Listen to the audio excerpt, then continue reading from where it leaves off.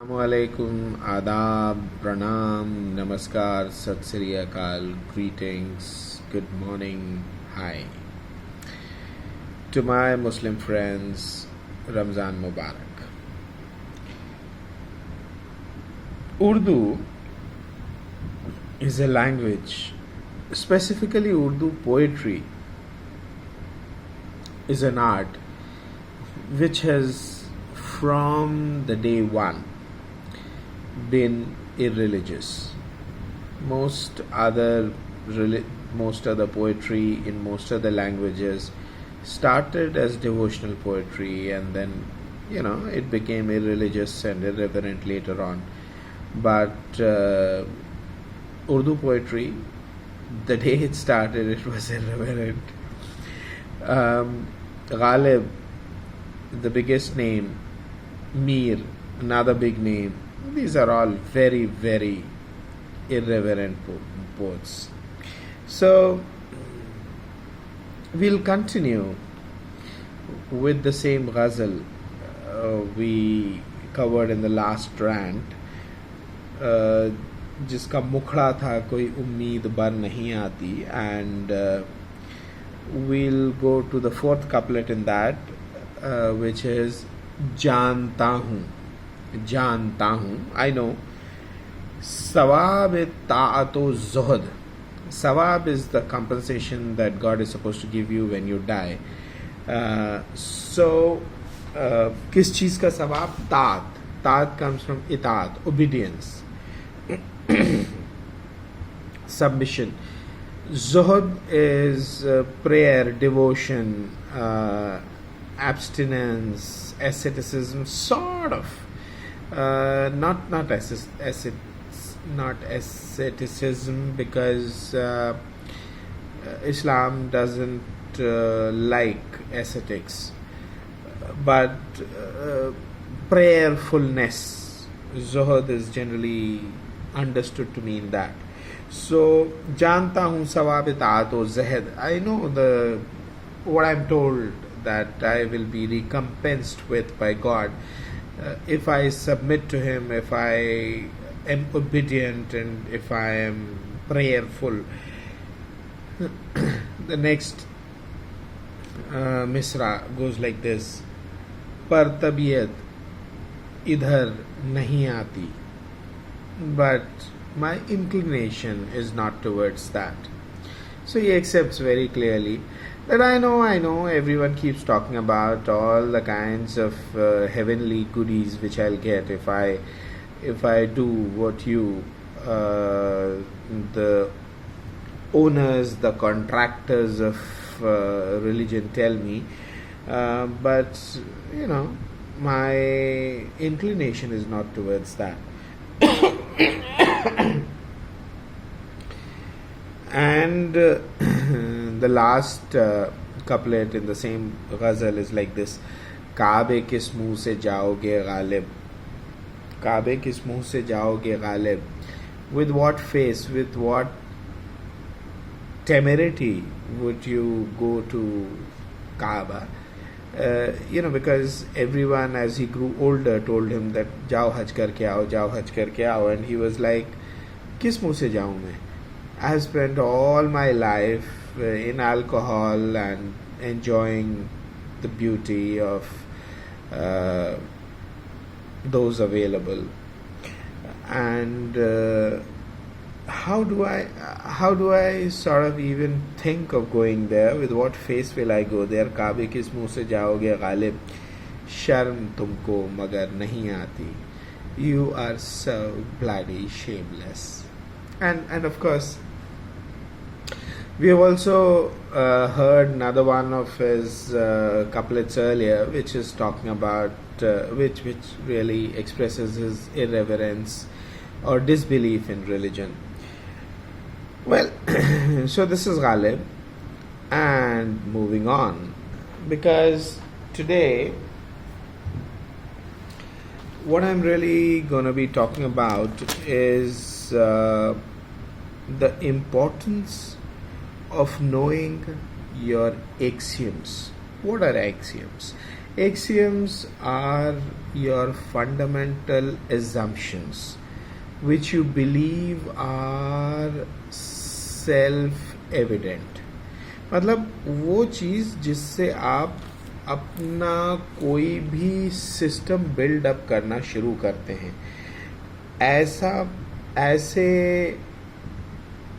Statements, ऐसे beliefs जिसके ऊपर के सवाल आप नहीं उठाते हैं क्योंकि आप उनको सेल्फ एविडेंट मानते हैं कि ये तो ऑब्वियस है।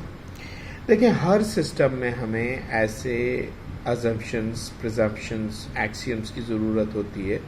उसके बिना सिस्टम बनाया नहीं जा सकता, क्योंकि जैसे हम पहले डिस्कस कर चुके हैं, हमारी जितनी नॉलेज है सारी की सारी माइंड मीडिएटेड नॉलेज है, और हम जो एग्जिस्ट करते हैं, we exist in a sort of we are sort of floating in a pond, or literally in the unbounded kind of universe. We don't know its bounds. We're just floating there. हमें ये नहीं मालूम कि बड़ी चीज़ें कितनी बड़ी तक हो सकती हैं। पहले say 1,000-2,000 years back, big things used to be what? Oceans and mountains and so forth. उसके बाद हमने रियलाइज़ किया कि हम किसी पॉइंट पे हमने रियलाइज़ किया कि हम एक नॉट हम यानी हम एज ऑल ऑफ अस, क्योंकि कुछ लोगों ने तो पहले रियलाइज़ कर लिया था, but it became common knowledge, common understanding only recently, कि Earth is just a very small planet.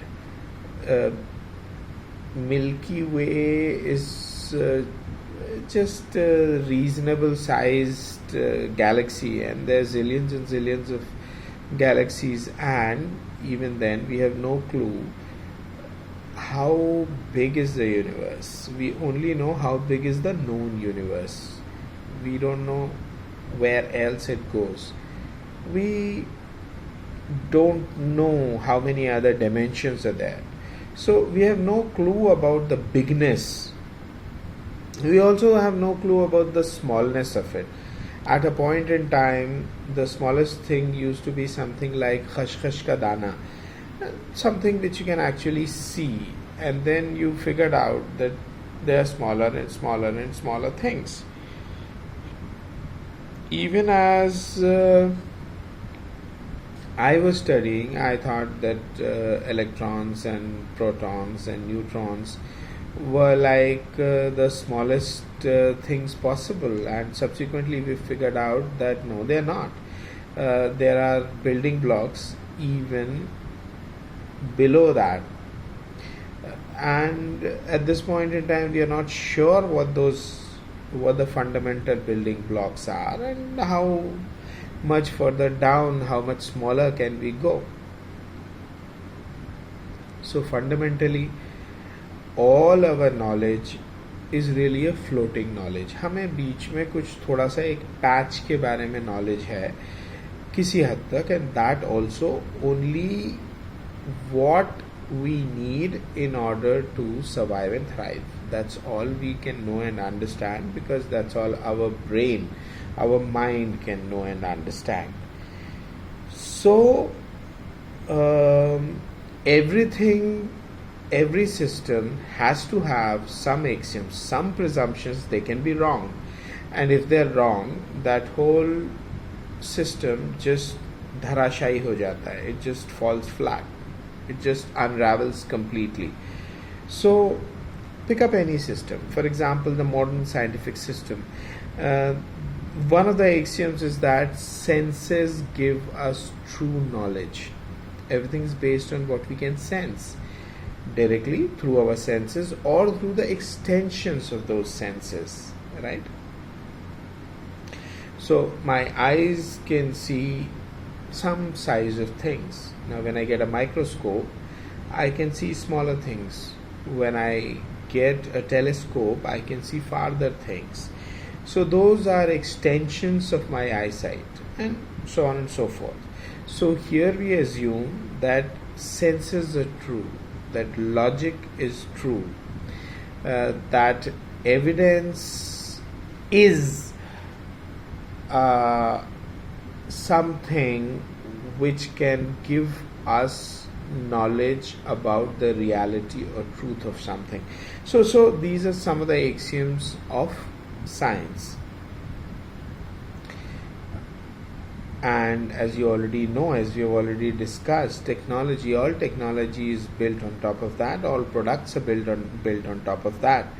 So many of us, हम लोग जो कि प्रोडक्ट्स के बारे में पागल होते हैं, अगर मैं आप में से किसी को भी लेटेस्ट एप्पल आईफोन गिफ्ट करूंगा तो आप लोग बहुत खुश हो जाएंगे, because you find that iPhone as a product or any other product is the be all and end all of life.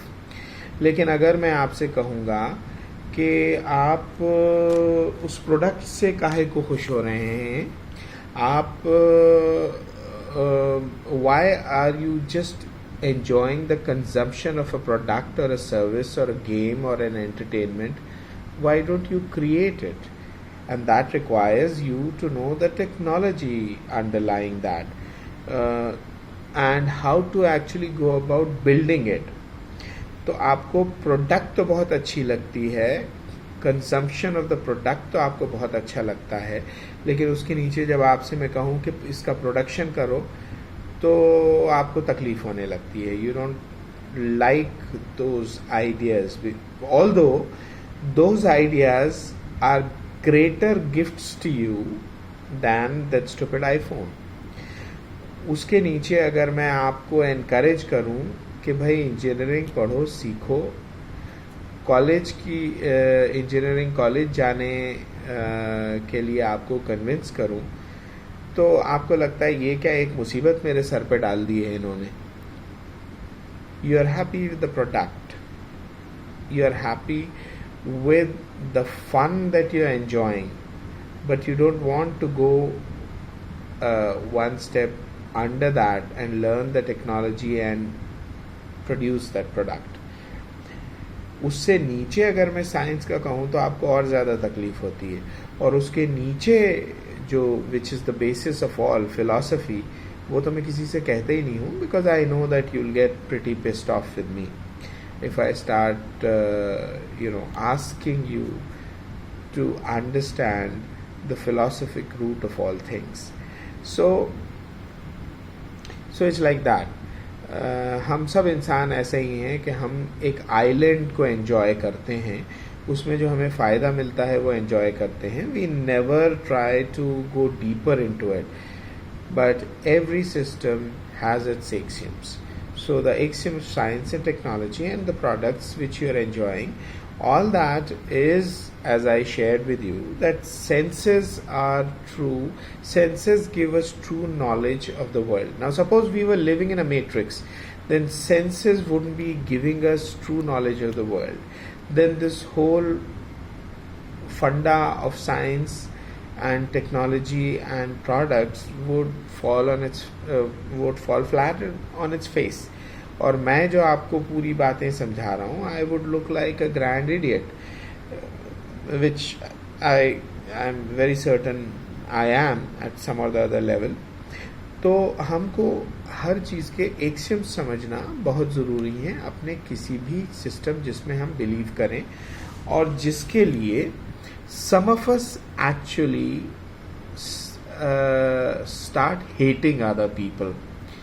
हम उसके एक्सियम्स को कभी चेक ही नहीं करते. So since today's theme is Islam, let's look at what is the fundamental axiom of Islam. It is upfront. It is told to you, La ilaha illallah Muhammadur Rasulullah, that there is no God but God. The first one with a small g and the second one with a big G. Or in other words, there is no God but Allah. Allah is equal to God with a big G.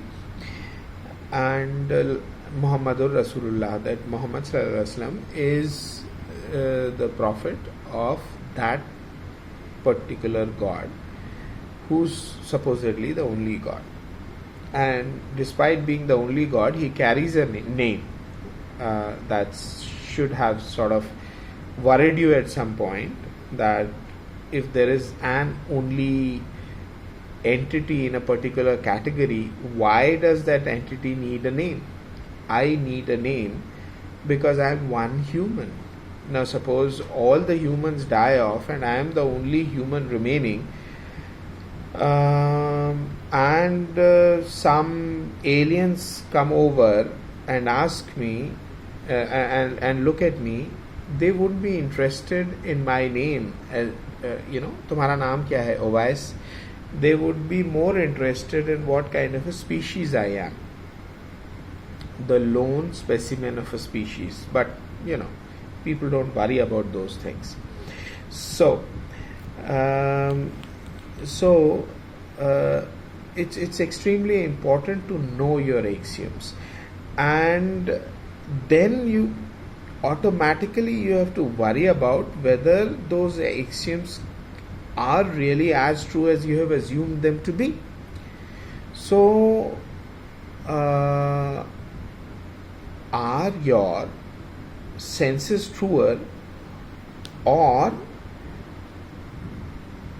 the claim that has been made on behalf of some person who lived 1400 years back, that he is the prophet of the God, who is again a claim made by him. So where is the evidence of any of that? It ultimately boils down to what a person we believe said, or what a person we are told said. Now you have to worry about whether that claim is true, or your senses are truer. You can worry about, you can inspect any other system. Even the Hindutva project can be looked at with the same kind of critical insight or inspection, enquiry. And then you really will have to come face to face that how can I believe these wild claims that India was perfect at transplantation, although the words used were plastic surgery, the phrase used was plastic surgery by a so-called great man. But what he's talking about is really transplanting a body. So Ganesha has the face of an elephant, but possibly the brain of a human. How did the brain reach there if the head was removed and put there? And all that is taken as fact. Now you must always think about the axioms of whatever system you're working in. For example, becoming the managing director of Pepsi is such a great thing for many people. Why is it a great thing? Start wondering about the fundamental axioms of that system, of that belief system. Why is it so? So, if you want to be really successful in life, successful with the definition of success that you decide for yourself, don't just take it because somebody has brainwashed you into believing, and then you will really be successful. because you will have defined your own success, you will have defined your own system, you will have accepted a system by inquiring about its axioms and concluding that that is the set of axioms that you want to live your life by. So, this is something which you needed earlier also, in pre-COVID-19 life also, but you will also need it in post-COVID-19 life. The importance of knowing your axioms cannot be overestimated, no matter, or cannot be overstated. It is probably the most important thing that you need to do to understand yourself, to understand the system you want to live by. And when you do that, you become a happy person, a successful person. So be happy, be successful, make happy, make successful, and of course, be safe, make safe. Bye for now.